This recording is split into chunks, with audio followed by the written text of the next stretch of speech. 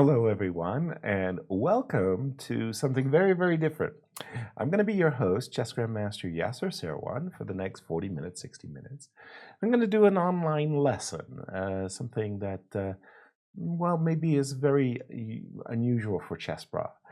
So, as we begin our, let's say, lesson today, one of the things I think could be really, really helpful for you is if you have a notebook or just a piece of paper. I like notebooks because then if I do a series, and I'm intending to do a kind of a series while I'm here in Calgary, chess lessons, you would have your notes all together.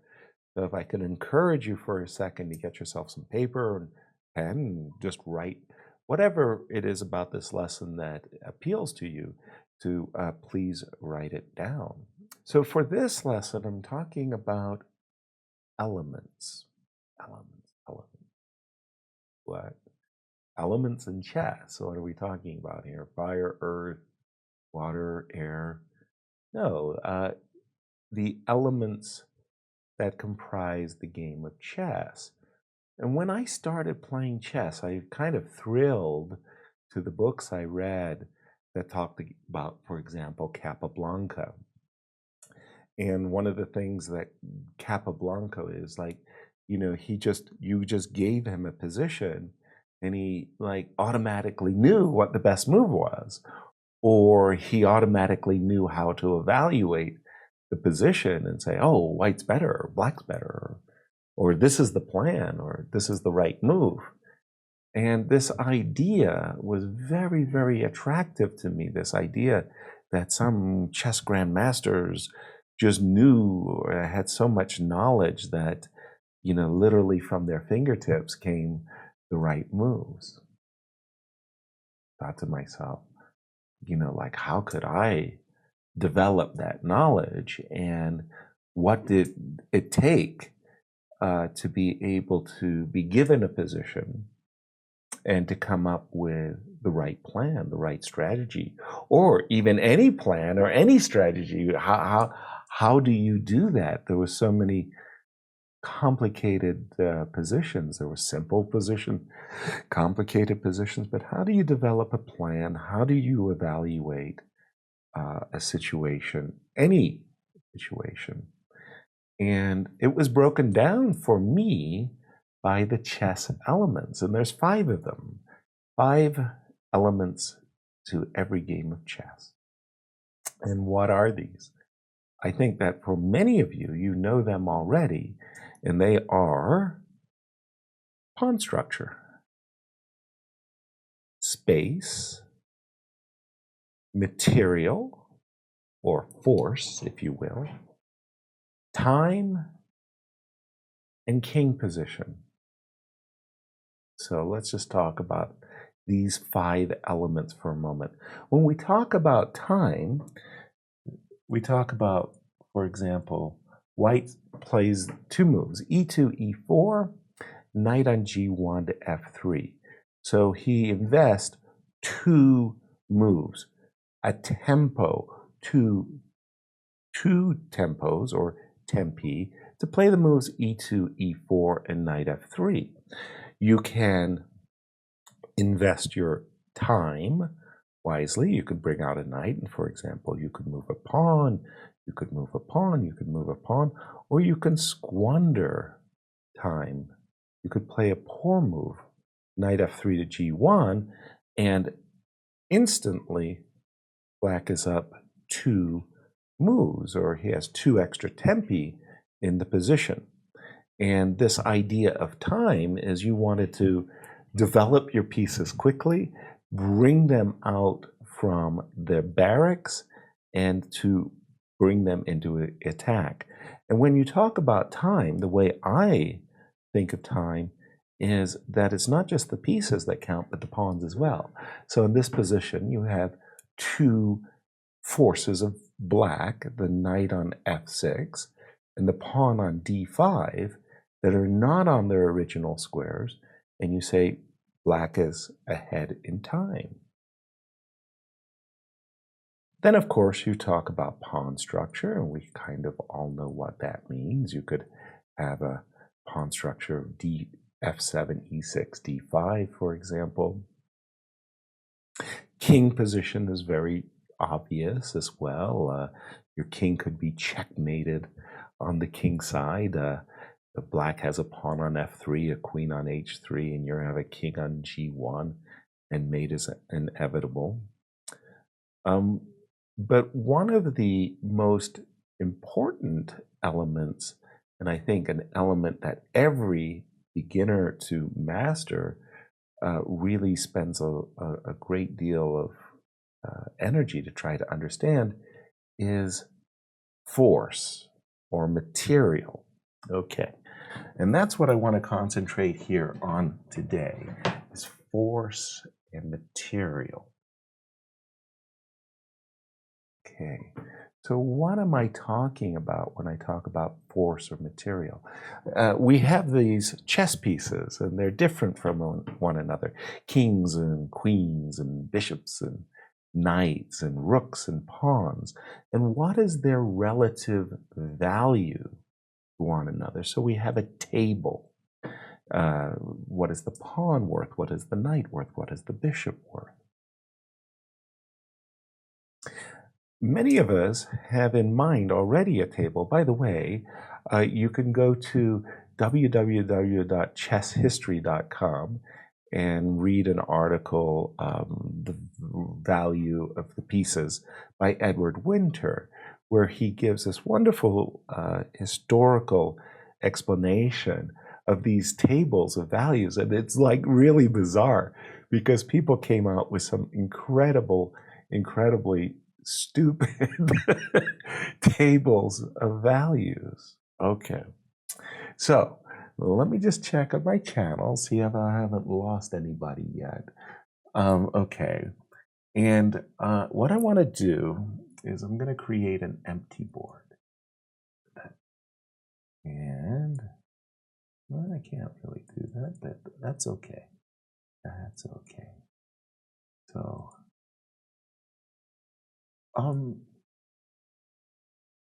I want to ask you, if you would, write down on your piece of paper what you think the table or value is. What I'm specifically asking you to do is find a number for a pawn. What is a pawn worth? Place a number for a knight, bishop, a rook, queen, and a king. What are these 6 pawns and pieces all worth according to your table of values? Okay, I hate this board. I'm gonna blow that up. I don't like it. 1 second. How do I clear the board, Dan? I clicked on all of these squares and they look terrible. Oh, there it is. Perfect. Okay. So take your time, write down your table of values, and I want to bring a particular question to you. Like, we all know what knights and bishops, a lot of people think they're worth absolutely the same. Some people think that the bishop is worth a little bit more from the knight. And this is for you, this isn't for me, but your table of values. If you think the knight is more valuable than the bishop, well, give the knight a higher value than the bishop. Think the bishop is more value than the knight, give it a higher value, and so on. Your queen and your rook. How's it going? Hi. Hi. Any questions about the board? About a few things? No, everything's good. No. Okay. I was You just want to make pretty colors or highlight certain things? There's a way of doing it. Yeah, I got that. Okay. Yeah, I'm pretty good here. You're good? Yep. Good? Okay. So, good. We're just kind of setting the lesson together. Now we're going to go to one of our 5 elements, and that. Okay, sorry. I'll go forward and backwards to make sure I get it right. So, in the table of values that you've written down, you may have written down the most popular table, most popular table is to give a pawn the value of 1, to give the knight a value of 3, to give the bishop a value of 3, a rook the value of 5, the queen a value of 9. I think a lot of you may have trouble giving the king a value, because if you lose your king, you lose the game. So what's the purpose of that? But this is just an intellectual exercise. Try as best you can to give the king a proper value, or a value that you think is right. Now, you might ask yourself a question like, well, is the king really a strong piece? Well, imagine you have only a pawn and a king. That's all you have. And your opponent has a king and a rook. But the king, your opponent's king, is far away from your pawn. So your king can force your pawn through and force your opponent to give up his rook. So you can see that the king can be a valuable piece, and in the right circumstances might be very powerful than as a knight, as a bishop, as a rook. Your choice. It's your table of values that we're creating here. And I just wanted to prompt you to think that the king is not just some weakling that cowers in the corner and says, please don't checkmate me. It can later become a very powerful piece. Okay. So now we come to a very important question. How did these values come about, and do they make sense? So we have to understand the element of space. Space is very important to the chessboard, obviously, but it's an element of the game, but it also teaches us why the pieces and the pawns have the value that they do. Okay, think of the chessboard as the 64 squares, obviously, and think of these squares that I'm highlighting, White's side of the board. These 32 squares, they belong to me. They're my squares. The other 32 squares of the chessboard, the ones from A5 to H5 to H8 to A8, those are Black's space. Those 32 squares belong to our opponent. So whenever I talk about space, I'm only counting the space that I control of my opponents, not the space that I control for myself. Okay. Now, let's bring up a pawn. So I've removed everything from the board, and I have only an A2 pawn in the position. The A2 pawn on its original square, how many squares of my opponent's space does it attack? 0. I move my pawn to A3. How many squares of my opponent's space does it attack? 0. Move it to what I call the equator. I'm still on my side of the board. I'm on A4, but now suddenly my pawn attacks the square B5, 1 square. I move my pawn across the equator, just across the equator, into my opponent's territory, and once again, I control 1 square of my opponent. In the space count, this pawn, at this exact moment, controls 1. Very important point, as we'll come back to that in a second.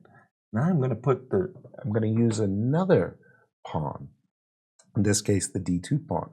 Everything I just said about the A2 pawn is the same, except this time the D2 pawn, when it comes to the equator, controls 2 of my opponent's space. 2. I move the d-pawn across the equator into my opponent's territory. Oops, let me just get this again. And the d5 pawn controls 2. Okay. So when I had the a pawn, it could only control 1 square. The d pawn controlled 2 squares. Are all pawns created equal? Maybe in your table, your chart, you just had a single pawn, and pawn is worth 1. Well, here, when we look at the pawn on d2 versus the pawn on a2, we see that the d pawn is actually more powerful because it can control 2 of our opponent's squares. As the pawn,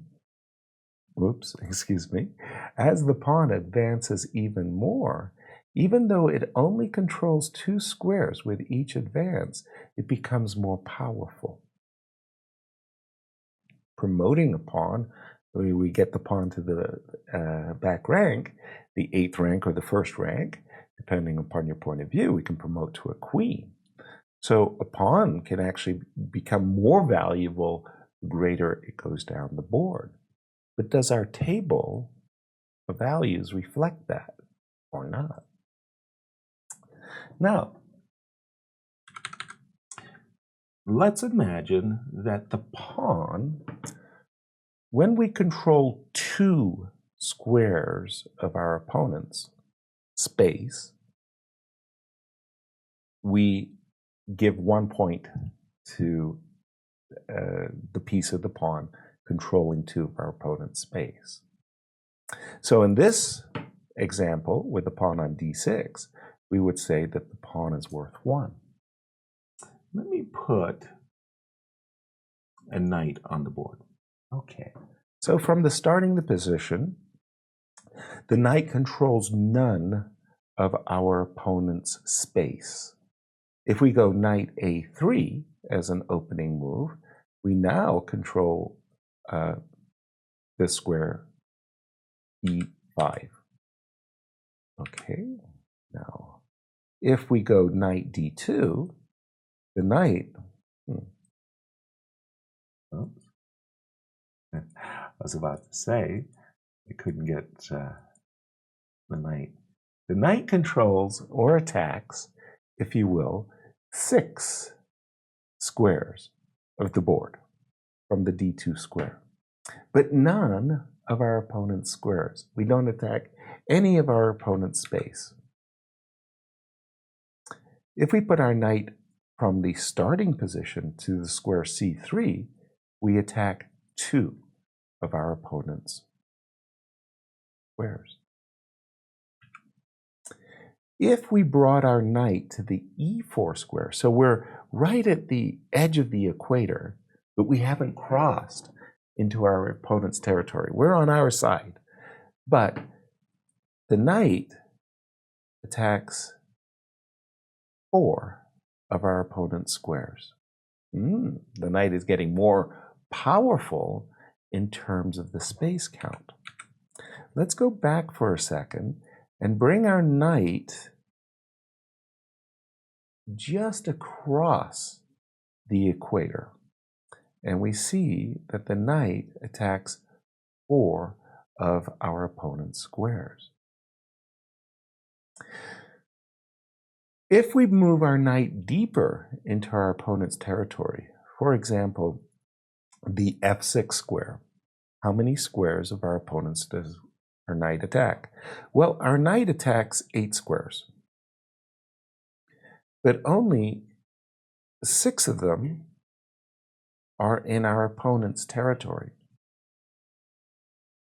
2 of them, the g4 and e4 squares, are our territory. 6 are our opponent's territory. In fact, the maximum squares that our knight can attack is 6. Yeah? can move our knight around inside our opponent's territory. And the knight, the maximum it can attack is 6 squares.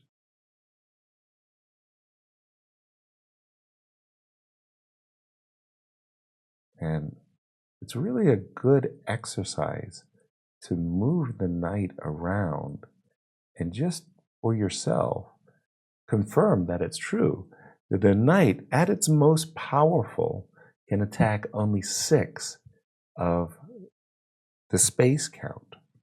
So the pawn that could attack at its maximum 2 is worth 1. At its maximum, the knight can attack 6 squares worth 3. Interesting. Now, I tend to look at chess as a game of war. And I think of myself as a very good general. I should know the chessboard and know the territory very well. So from the starting position, I should start to understand where my knight is at its most powerful, and it can control 6 squares. So a quick question for yourself is, what squares on the chessboard can the knight go into my opponent's territory where it controls 6 squares?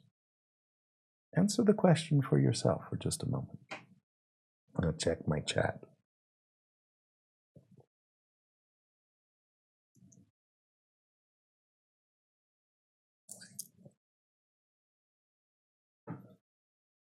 Well, the C5 square, for example, that's not a maximum square. It could only control 4 squares. So the knight would not be at its greatest power on C5. On B6, the same thing. The knight would not be at its greatest power, as from the B6 square, it only controls 4 squares. Now again, we're doing this because you're a good general of your army, and you want to know where the knight would be at its most powerful and control or attack 6 squares. So you start to realize that, for example, on C7, well, that would be a pretty good square. That's 6. And then very quickly you start to realize where the best squares are, that the knight is worth 6 or attacks 6. And those squares in red are those squares.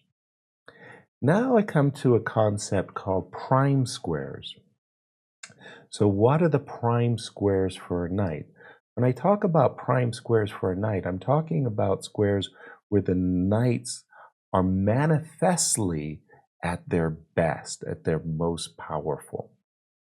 So in your notebook, write down for yourself what you think the prime squares are, the very, very best. And I'd like to limit you to 4 squares. Okay. What are the very, very best squares for White's knights? Imagining that he has 2, where would you put them? E6 and F6. None of your business 64. C3, C6, F3, F6. Very good. C6, F6, C6, F6, the 6th rank. Yes. Yes. Yes, yes, yes. D4, E4, D5. Okay. C6, F6. Okay. It's very interesting. The 4 squares I like are these squares. C6, D6, E6, F6. But now I would like you to imagine those 4 squares as the prime squares. Now reduce it to 2. Imagine that you had 2 knights and you could magically drop them on 2 of those 4 squares. What are the best squares?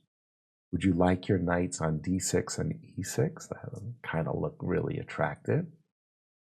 Would the knights be better off, for example, on f6 and e6, like side by side on that side of the board? Why on that side of the board? Or maybe the knights would be better off on c6 and d6 and that side of the board. What would your intuition, your gut say? d6, f6, because they attack the castle position and they can quickly reinforce one another. d6 and e6, c6, f6. Very nice, very nice. d6, f6. Closer to the enemy king. Ooh, okay. There's some very, very good answers. Those are intuitively fantastic answers. The correct answer are the prime squares for the knights are f6 and c6. Let me repeat myself. The prime squares for the knights are f6 and c6, and or if you're black, c3 and f3. And why are they better than e6 or d6? And the answer, and it's not so obvious, has to do with the king. Okay. When you think of the knight on f6 and the king on g8, you go, ooh, that knight on f6. There's so many checkmating patterns thanks to the knight on f6. And if black's king is castled queenside, then the knight on c6 is like, again, it's such a powerful piece. So as a good general,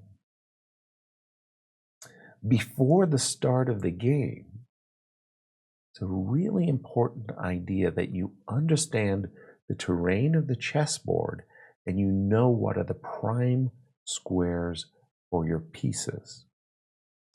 Knights on f6 and c6 are the prime squares. They attack 6 of your opponent's squares, giving them a value of 3 each. I'd like to turn our attention now to our bishops. On the board that I have in front of me, I opened up the position, emptied the position rather, and I only have 2 bishops. From the starting position, this bishop on c1 goes whoop, whoop, and attacks the squares g5 and h6. That's 2. The bishop on f1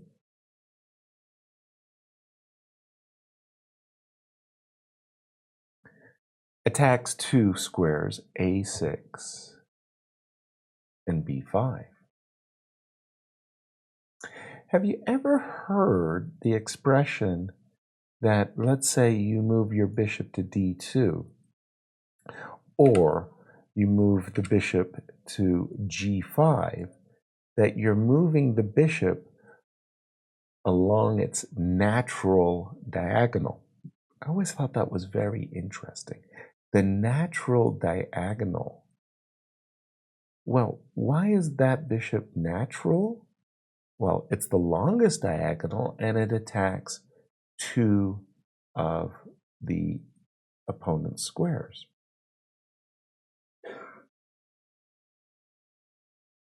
Let's see if we can increase the powers of the bishop. Let's imagine that we play the move bishop on f1 to b5. Okay? So we cross the equator into our opponent's territory and we attack 1, 2, 3, 4 of our opponent's squares. Pretty good. Let's go back and, oops, sorry. I'm getting funny with the pieces there. Let's move our bishop to the c4 square And we see that we attack 4, 5, 6 of our opponent's squares. 6. We're going to move the bishop around and inside our opponent's territory. 1, 2. Our bishop attacks 2, 3, 4, 5, 6. Like the knight, the bishop can attack 6 of our opponent's squares. We move the bishop around and inside our opponent's territory. We can count up the number of squares that our bishop can attack.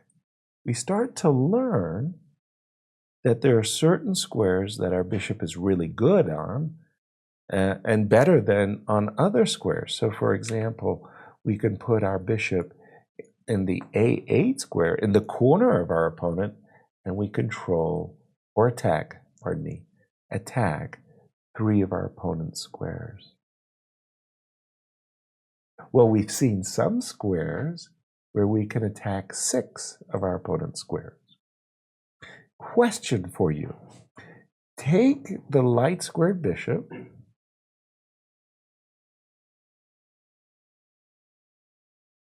and put it on a square where it controls or attacks 7 of our opponent's squares. 7. Aha! Majestic, got it on the button. On d4 and e4, the bishops attack 7 squares. Exactly so. Exactly so. So if we move this bishop on f1 to d3 to e4, this bishop attacks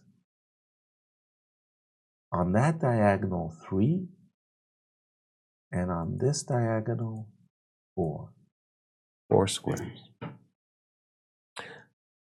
For a grand total of 7. If we move our dark squared bishop to the d4 square, check it out. It also attacks 7 squares. The maximum number of squares the knight can attack is 6. The maximum number of squares that the bishops can attack is 7. Most grandmasters prefer bishops to knights.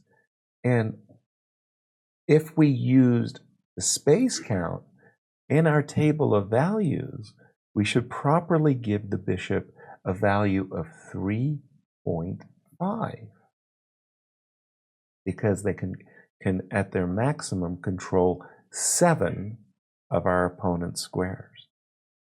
So I think of the bishop as being more valuable than the knight. And in my table of values, I would give the bishops not a value of 3, but a value of 3.5. When we talk about prime squares for the bishops, self-evident. We talk about the bishops being on e4 and d4. And what else does that teach us about the bishops, by the way? If we say that the bishop's prime squares are e4 and d4, notice that that's on our side of the board. On the equator, to be sure, but on our side. Unlike the knight that has to be inside our opponent's territory to be able to attack 6 squares, our bishops are actually more powerful on our side of the board.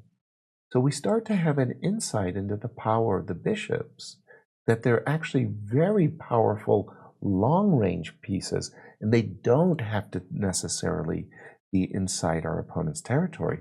Knights do have to be in our side of our territory. When we were talking about your table of values, what did you put on your table of values for the rook? What did you put? Tell me. Bishops are like ninjas. 5, 5, 4.8, 5, 5, 5, 5, 5, 5, 4.9, 5, 5, 5, 5, 5.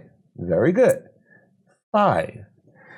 And let's understand the nature and the value of the rooks. Okay, from its original square, the rook on A1 looks right down the board and attacks 4 squares. A5, A6, A7, A8. If we like, we can move the rook to the equator just on our side, and it's still worth, in the space count, only 4. We can move the rook across the equator, but just into our opponent's territory on the C5 square. And lo and behold, our rook suddenly attacks 10 squares.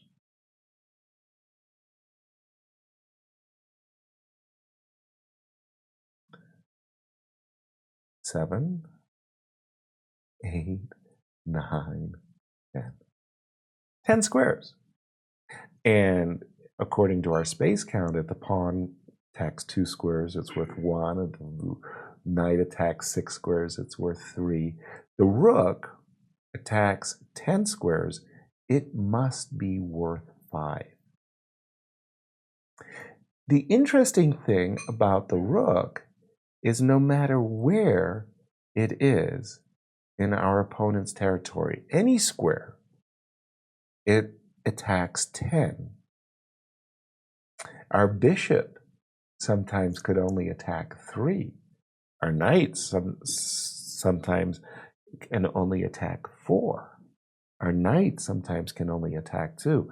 Our rooks, no matter where they are in our opponent's territory, attack 10 squares. When we start to compare the nature of the pieces to one another, we realize that the rook is actually quite unique. And there are no prime squares for the rook. The rooks are really, really good wherever they are inside our opponent's territory. And of course, since we have 2 rooks, we could control as many as 20 squares of our opponent's territory, of our opponent's space, with the 2 rooks. So we could say that the rooks are worth 5 individually, and combined together, the rooks are worth 10. By now, you're getting a pretty good idea where I'm going with the queen. So I'll jump ahead and ask you all a question. What is the maximum number of squares that the queen can attack at one time? What's the maximum number of squares the queen can attack?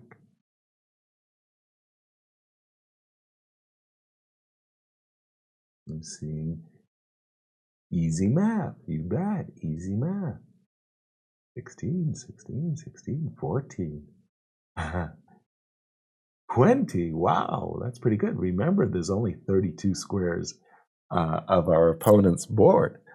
Okay, so let's imagine from the starting position, the queen attacks 1, 2, 3.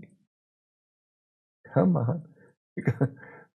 Sometimes I don't hit the mouse just right and it doesn't work. Okay, from its starting position on D1 on the empty board, I count 5. If we move our queen up the board to say, let's say we move it to D3 and then to E4. The queen that has the power of the bishop, instantly we know that on the E4 square, the bishop has 7 and the space count. So the queen now has 7. But the queen also has the power of the rook. So 7 and 4 is 11. Now, if we move the queen into our opponent's territory as the power of the rook, we instantly know the queen has a 10 count. But once we're inside the opponent's territory, the bishop, the power of the bishop, can be no greater than 6. So the maximum that the queen could ever attack in terms of squares is 16. 16.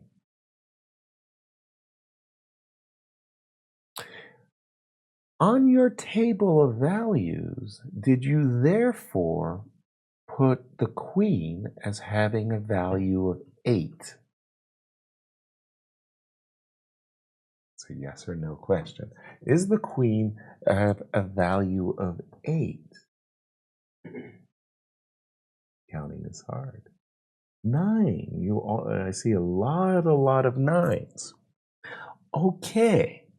But by just using what I've been proselytizing, teaching, that if we use the space count as a way of gaining the value of the piece, the queen, we get a value of 8.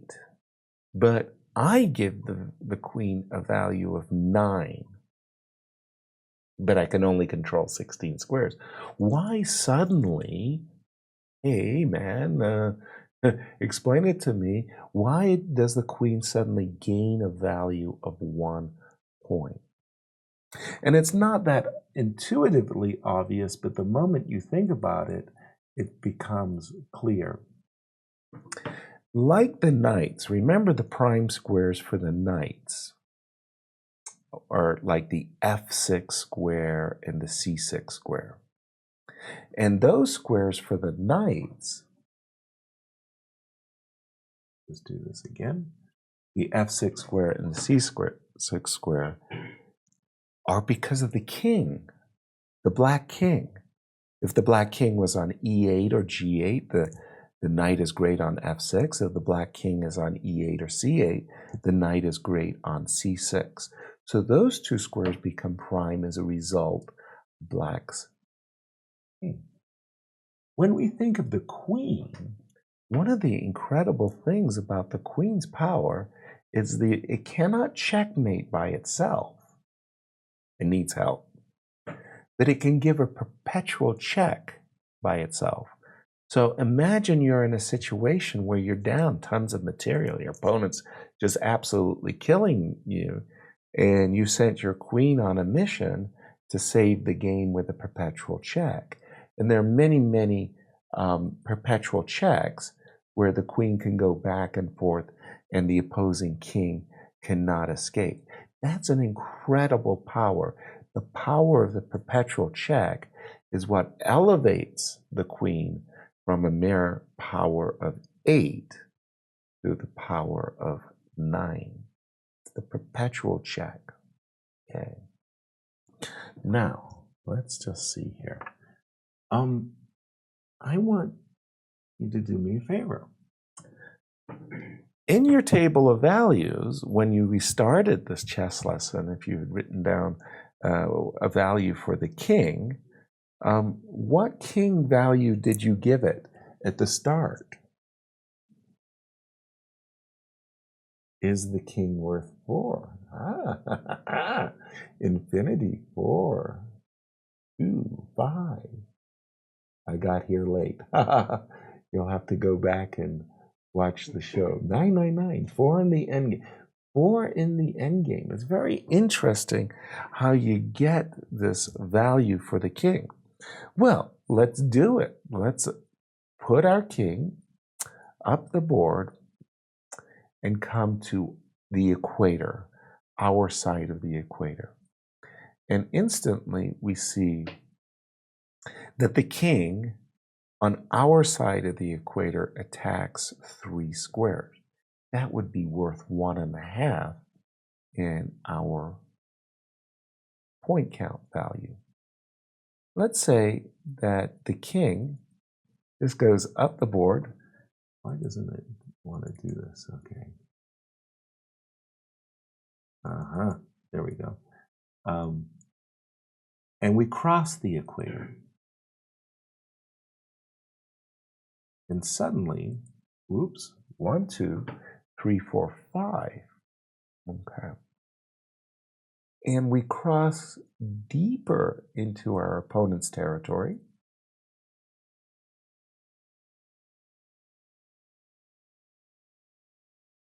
And now we count the number of squares that our king attacks. 3, 4, 5, 6, 7, 8. So according to our space count value of the pieces, based upon the number of squares that our king can attack, our king, all other things being equal, is actually worth 4, making the king a little bit more powerful than the bishop, and certainly more powerful than the knight, and almost pretty close in power to the king. To the rook, pardon me. Oops. And now let me see if I can do something else. I want to do, I'm not so good at this, but I want to do this. Show you, just as a for instance, how powerful the king can be. Tuck. King e4 with a double attack, forking both rooks, the rook on f5 as well as the rook on d5, and white is going to capture one of these rooks on his next turn. So the king can be an extremely powerful piece, and when you think about the king in an endgame as being worth 4, you start to understand that you're obliged in endgames to utilize your king. You cannot have the king just sit back and let your opponent's king, who's going to become very powerful, move up the board and be worth 4. As we leave our first lesson here, I'd like to I'm going to empty the board for a second, and I'd like to just emphasize what we've learned. One of the things we've learned is that the knight, the 2 prime squares for the knights are f6 and c6. The 2 prime squares for the bishops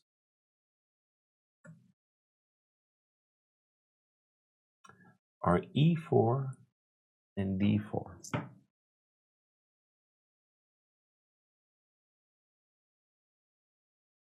We also learned that there aren't any prime squares for the rooks, that any square in our opponent's territory is really, really good.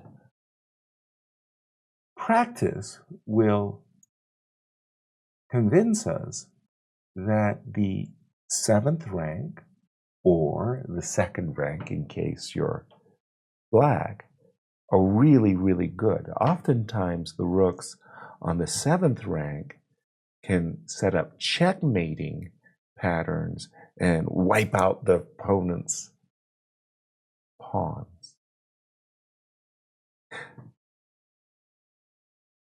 We understand that the queen,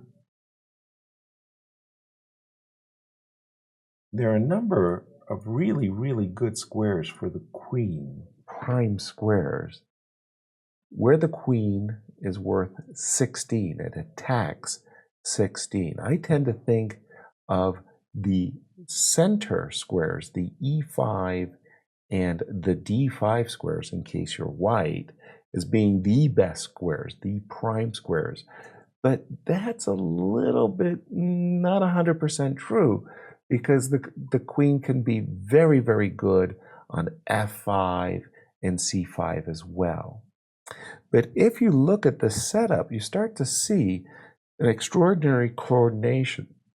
The rooks protected by the knights, the bishops protected by the knights, the bishops protecting the knights, the bishops protecting the rooks protecting themselves, the queen protecting everybody.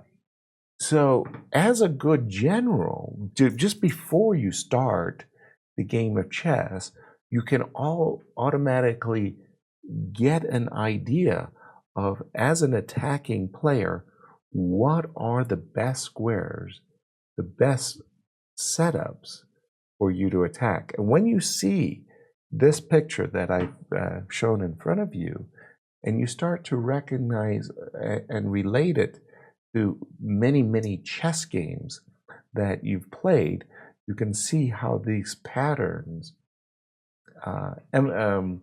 reinforce themselves. And as a good general, you have to know where you're going to want to put your pieces.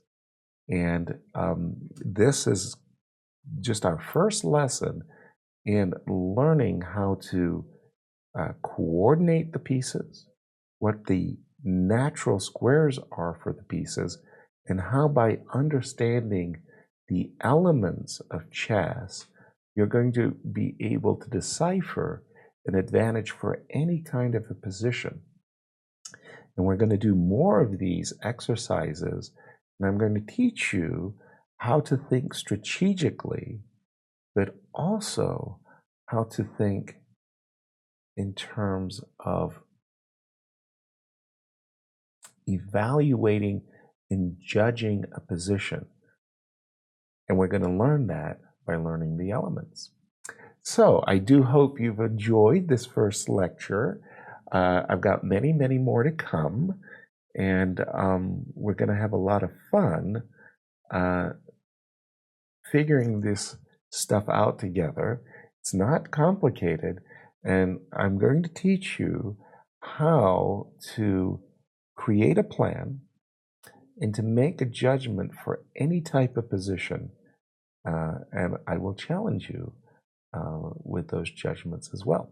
So I hope you enjoyed this first lesson. There's going to be plenty more. Don't forget, please do support the channel. Donations, subscriptions, of course, are the best, but also let your friends know where you're hanging out. All right. See you later.